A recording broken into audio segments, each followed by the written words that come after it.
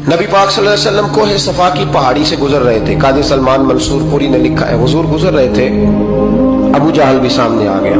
आते ही कहने लगा, दीन की तबलीग छोड़नी है कि नहीं छोड़नी, बाज आने है कि नहीं। हुजूर खामोश रहे। फिर उसने कहा, आप बदल सकते हैं कि नहीं। हुजूर खामोश रहे। 6 बार कहा, 4 बार कहा, फिर माज़अल्लाह सुम्मा माज़अल्लाह। हुजूर को बुरा भला कहने लगा, नबी करीम को बुरा भला कहने लगा। हुजूर खामोशी से सुनते रहे। ये जो जवाब बंदा नहीं ना देता, ये भी बहुत बड़ी सजा होती है। उसे समझ ना आई, जब हुजूर देर तक खामोश रहे तो गुस्से में लाल पीला, बोलते क्यों नहीं। इतना गुस्सा किया कि उसके हाथ में डंडा था, उसने रसूल पाक के सरे अक़दस पर डंडा मार दिया।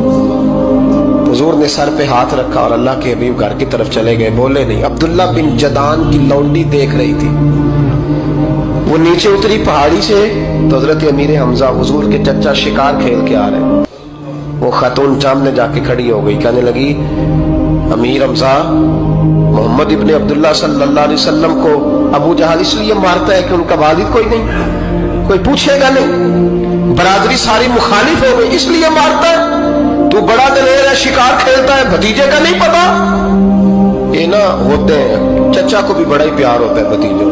डरते हैं कई दफा लोग बीवी से, दाएं बाएं वालों से बात नहीं करते, लेकिन ना भाई के बच्चे भी प्यारे लगते हैं। मेरे अपने वालिद के पोते हैं, वो प्यारे लगते हैं आते जाते। बस जब औलाद के सामने खिलाफ बातें कर लेता है ना, लेकिन उनका दुख भी अपना ही होता है, उनकी तकलीफें भी। ये रिश्ता है, ये भाई नाखूनों से गोश्त अलग नहीं किया जा सकता। ये अल्लाह के बनाए हुए रिश्ते, ये प्यारे लगती है, अपने बाप की नस्ल ये अच्छी लगती है। उस दर्द के साथ, ज़ौक़ के साथ हजरत अमीर हमजा ने शिकार वहीं फेंका, डंडा उठाया और इस जज्बे से उठाया कि दरख्त पे हाथ डाला, यूं करके डंडा तोड़ा।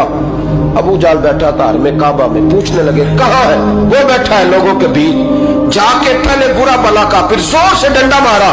तेरी जुर्रत कैसे हुई मेरे भतीजे को हाथ लगाने, ताकत कैसे हुई तूने मेरे भतीजे को मारा। तू जुर्रत करना मैं देखता हूं, तू कैसे आज के बाद ये हरकत करता है। उसे पता था कि हजरत अमीर हमजा कितने दलेर हैं, और दलेर भी है और इस वक्त पूरे जज्बे में भी है। उसने जुर्रत नहीं की हिलने की भी, चुप रहा। हजरत अमीर हमजा रज़ी अल्लाह ताला अन्हु सैयदा खदीजतुल कुबरा के घर आए। अम्मा जी हुजूर को पट्टी कर रही थी इतनी देर। नबी करीम ने चच्चे को आते देखा ना, ये बड़े जख्म बड़ी जल्दी ताजे होते हैं। उठ के खड़े हुए।